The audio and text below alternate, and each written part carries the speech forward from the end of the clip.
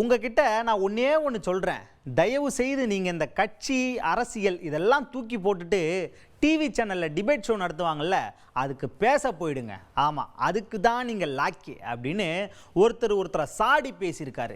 யார் அவரு? முன்னாள் பாஜக மாநில தலைவர் அண்ணாமலை அவர்கள் தான். அதாவது செய்தியாளர் சந்திப்பில் இந்த செல்வ பெருந்தகை அவர்கள் பாஜக கூட்டணி மூழ்கிற கூட்டணி, அது மூழ்கிற கப்பல் அப்படின்னு சொல்லியிருக்காரு.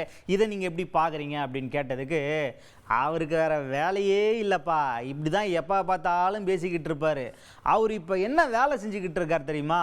தமிழக முதலமைச்சர் மு.க. ஸ்டாலின் ஐயா இருக்கார் இல்லையா, அவருக்கு இவர் பாடி கார்டாக செயல்பட்டு இருக்காரு. அவர் விரல் அசைச்சா போதும், இவர் உடனே அவர் என்ன நினைக்கிறாரோ அதை பேசிடுவார், அதை செஞ்சிருவார்.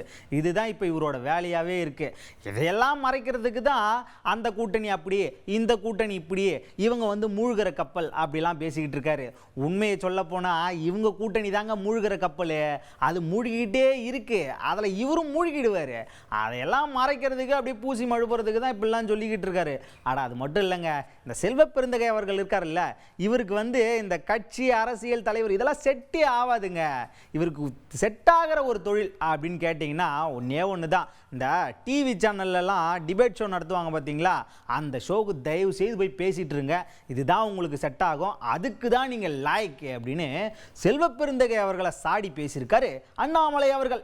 ஆனால் இன்னைக்கு செல்வ பெருந்தகை அண்ணனை பொறுத்தவரை ஒரு காங்கிரஸ் பேரியக்கத்தினுடைய தலைவர் எப்படின்னா, அவர் இன்னைக்கு திராவிட முன்னேற்ற கழகத்தினுடைய தலைவர் ஐயா மு.க. ஸ்டாலின் அவர்களுக்கு அவர் நடந்து வரும்பொழுது கூட அடியாள் மாதிரி 2 பேர் இருப்பாங்க. ஏன்னா அவர் சில கருத்துக்களை சொல்ல முடியாது, கூட வர்ற அடியாள் 2 கருத்து சொல்லணும். இன்னைக்கு லைவ் கமெண்ட்ரி கொடுக்கிற வேலையை தான் தமிழகத்தினுடைய காங்கிரஸ் தலைவர் செல்வ பெருந்தகை செய்கிறார். செங்கோட்டையன் அவர் சொல்லிட்டாரா, ஓகே மூழ்கிற கப்பல். நேற்று அண்ணன் தினகரன் அவங்க கட்சி விட்டு போயிட்டாங்களா, என்டிஏ விட்டு போயிட்டாங்களா, ஓகே இது அப்படி, இவங்க எங்கே போயிட்டாங்களா அப்படி, இதை மட்டும்தான் சொல்கிறாரோ தவிர தமிழகத்தில் 1008 பிரச்சனைகள் நடந்து கொண்டிருக்கிறது, அதை பற்றி பேசலாமே. ஒரு மூழ்குகின்ற கப்பலில் காங்கிரஸ் கட்சி பயணம் செய்து கொண்டிருக்கின்றார்கள். அதில் அண்ணன் செல்வ பெருந்தகை அவரும் இந்த கப்பலில் மூழ்கத்தான் போறார். ஸோ மூழ்கிற கப்பல்ல இருந்து இன்னொரு கப்பலை பார்த்து கல்லெடுத்து அடிச்சிட்டு இருக்கிறாங்க. உங்க கப்பல் மூழ்குமா, எங்க கப்பல் மூழ்குமா. இன்னைக்கு பாரதிய ஜனதா கட்சி இப்படி இருக்கு, பாரதிய ஜனதா கட்சி அப்படி இருக்கு, பாட்டாளி மக்கள் கட்சி இப்படி இருக்கு, அதிமுக இப்படி இருக்குன்னு லைவ் கமெண்ட்ரி கொடுக்கறது தான்.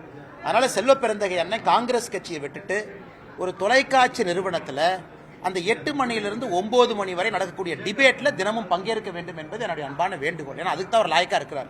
அடுத்ததா செய்தியாளர் கேட்குறாங்க, ஏங்க நீங்க ரொம்ப காலமாவே இந்த திமுகவை வாரிசு அரசியல் பண்ணுது, வாரிசு அரசியல் பண்ணுதுன்னு சொல்லிக்கிட்டு இருக்கீங்க. ஆனா இப்போ உங்க கட்சியில பாருங்க, மாநில தலைவர் நயினார் நாகேந்திரன் அவங்களோட பையனுக்கு பதவி கொடுத்துருக்காங்க. அது மட்டும் இல்லாமல் கட்சியில் இருக்கிற ஆலிஷா அப்துல்லா உட்பட நிறைய பேருக்கு எதுவுமே செய்யலை அப்படிங்கிற ஒரு விரக்தி இருக்குது. அதில் அவங்க குற்றமும் சாட்டியிருக்காங்க. இதெல்லாம் நீங்கள் எப்படி பார்க்குறீங்க அப்படின்னு கேட்டதுக்கு, ஏங்க இதெல்லாம் ஒரு விஷயமே இல்லைங்க, எங்கள் கட்சி யாரையுமே மறக்காது, எல்லாரையும் ஞாபகத்தில் வச்சு அவங்கவுங்களுக்கு தேவையானதை அந்தந்த நேரத்தில் செய்யும். இப்போ ஆலிஷா அப்துல்லாலாம் எடுத்துக்கங்களேன், அவங்களாம் ரொம்ப கஷ்டப்பட்டு மேலே வந்திருக்காங்க. அவங்களுக்கெல்லாம் எங்கள் கட்சி நல்லா பார்த்துக்கிட்டு இருக்கு, நல்லா செய்யும் அவங்களுக்கு, சரிங்களா? அதனால் அவங்க வருத்தப்பட வேண்டாம், கொஞ்சம் வெயிட் பண்ணணும், அவ்வளோதான். அது மட்டும் இல்லாமல் அண்ணன் நயினார் நாகேந்திரன் அவர்களோட பையனுக்கு இந்த பதவி கொடுத்துருக்காங்க இல்லையா, பொறுப்பு கொடுத்துருக்காங்க இல்லையா, இதை பற்றி அண்ணனே இப்போ சொல்லிட்டார், சரிங்களா? அதனால் அதை இப்போ நான் சொன்னேன்னா அது பதிலாக இருக்காது. அண்ணன் சொன்ன பதிலையே இப்போ நான் சொன்னதாக எடுத்துக்குங்கன்னு சொல்லி நேக்காக கண்டுங்கிறாரு அண்ணன் அண்ணாமலை அவர்கள். நான் சகோதரி அலிஷா அப்துல்லா அவர்களுக்கு என்னுடைய அன்பான வேண்டுகோள், கொஞ்சம் பொறுமை. அரசியலை பொறுத்தவரை ஒருவருக்கு ஒரு நேரத்தில் ஒரு பொறுப்பு கொடுத்துக்கிட்டே வருவாங்க. உடனே பொறுப்பு கிடைக்குது அப்படிங்கிறக்காக அவங்கள கட்சி மறந்து விடவில்லை. எனக்கு பொறுப்பே கொடுக்கல, என்னை உதாசீனப்படுத்திட்டாங்க அப்படிங்கிற அர்த்தம் கிடையாது.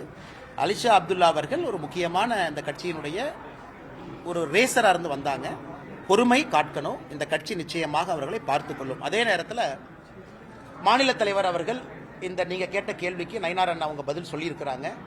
அதன் பிறகு இன்னைக்கு நான் பதில் சொன்னால் அது சரியா இருக்காதுங்கன்னா, அதனால் மாநில தலைவர் அவருடைய மகன் சம்பந்தப்பட்ட கேள்விக்கு அவர் ஒரு பதில் சொல்லியிருக்கிறாங்க. அதனால் அதை நீங்கள் பதில் எடுத்துக்கங்கன்னா